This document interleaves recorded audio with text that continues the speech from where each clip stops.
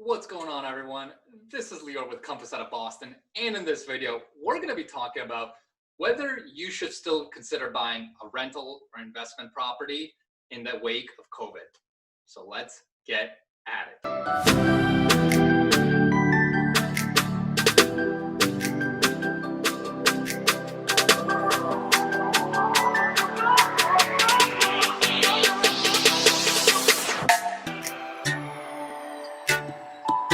What's going on, everyone? This is Lior with Compass out of Boston, and in this video, we're going to be talking about whether it's still a good idea and whether you should still consider buying a rental or investment property with everything going on with the coronavirus and the new eviction rules. Now, before we get into it, two quick things. Number one, if you guys haven't already subscribed to my channel, smash that subscribe button. I put out tons of new videos every single week talking all about what it's like to live, what it's in different parts of Boston, tips on buying, tips on selling and investing, and so on. So if you haven't already subscribed, smash that button.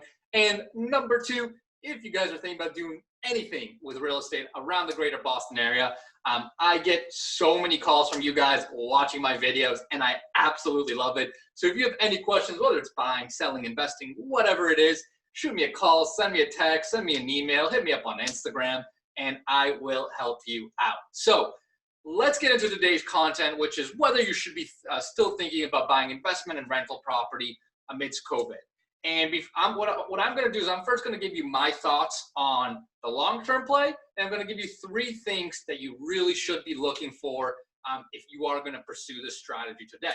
So in terms of whether you should still buy rentals, I'm a really big believer in the Boston market for the long term. I think Boston's an amazing, amazing city. It's obviously, we call it a Class A city in the U.S. There's so many different industries here. I've talked about this on other videos. We've got life sciences, education, healthcare, tech, biotech, pharma, finance. And I'm sure I'm missing a couple of others, but it's such a diverse city economically that I think over the long term, it's, as long as you're buying right today, you're not overpaying and you're still cash flowing, I don't see how it could go bad, right? I mean, it's just such a strong, diverse city. Now, that being said, if you're going to buy today and your idea is, I'm going to flip this property in the next 6 to 12 months and make a killing, yeah, I mean, maybe unless you're a professional who does this every day, I would say you should probably rethink that a little bit because, obviously the market's changed a little bit. And if you're not a professional who does this every day for a living, I'd be a little bit cautious. But if you're going to buy an investment property and hold on to it for at least, say, 2, 3, 4, 5 years, I think, again, with the market, with Boston being as resilient and so economically strong and diverse, I personally think that, as long as like I said, as long as you're not losing money every month and you're not overpaying, that I think you still will do well at the end. So with that caveat, let's go into three things that I think you should be doing if you're still going to pursue buying an investment or rental property. And number one is going to be due diligence. And with everything going on, especially with the new eviction laws, right? Because this is summer 2020 right now. And as of right now, the new eviction laws got extended at least until October. A lot of people think they're going to get re-extended again. And basically, basically what it says is landlords cannot evict tenants, right? Even if they're not paying their rents at all. So of course, a lot of people are thinking, well, should I be buying rental property when tenants technically can defer and not pay rents and not get evicted? So here's the thing. If you're going to be buying a property that's already tenanted, right? So whether it's a multifamily that's got tenants or you're going to buy a condo that's got a tenant, you should really do careful due diligence about the status of the rents, right? So I would look at the last 4 to 6 months of history, of rental history and ask the landlord, hey, can you show me proof that this tenant has been current and paying their rent on time since coronavirus started, right? And you can ask for bank statements. Maybe they'll release them, maybe not. You can also ask for if they have some sort of property management software they use for rents to come in. You can ask for those statements. But regardless, I would try to get something concrete that shows, hey, this tenant has been paying his or her rent for the last 4, 6, 8 months, whatever it is since coronavirus started. And that should give you some pretty good confidence that, hey, if they've been paying it so far, it's likely they're going to continue to pay it moving forward.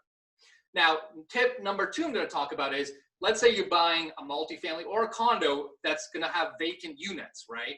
And you're going to be putting in brand new tenants. So one thing I suggest here is you really stick to strict screening criteria with the tenants. And what I mean by that is, if you've read blogs or videos about how to screen potential applicants for your rental unit, you know that you need to look at things like credit score, income, references.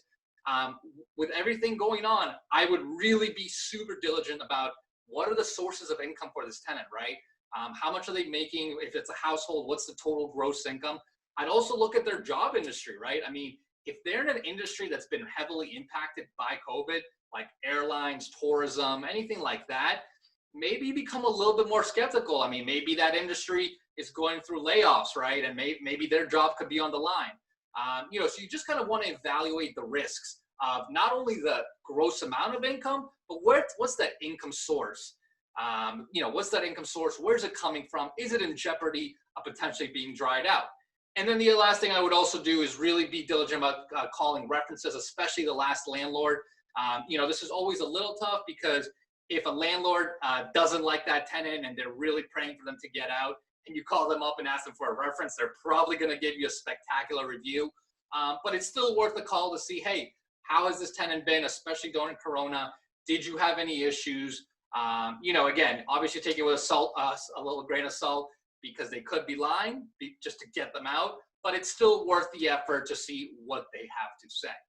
And finally, tip number 3 that I would give to you guys is, if you're going to buy an investment property in this kind of environment, I would make sure you have strong cash reserves. So if it means that for you to buy an investment property, you essentially have to drain your bank account, I would probably not do that in this environment, right? You're going to want additional cash reserves. You always want cash reserves when buying investment property, right? Because things can always go wrong. But especially in this environment, when maybe, this glowing tenant who works in an awesome job, awesome industry that's not impacted by COVID, they could still lose their job, right? So my point here is, don't drain your bank account just to get in this property. Make sure you have adequate reserves, so that in case things go really bad, really, south really quickly, you can support yourself and you can float the property for at least a couple of months without being under too much stress. So those would be my tips for you guys. Like I said, I still think there's great opportunity out there, especially in the Boston market, of buying really quality investment properties. If you guys have any questions, if you have any comments, shoot them below. And like I said, guys, if you have any questions or thinking about doing anything with real estate around the Boston area, hit me up on email, text, call, Instagram, whatever it is, and I will help you out.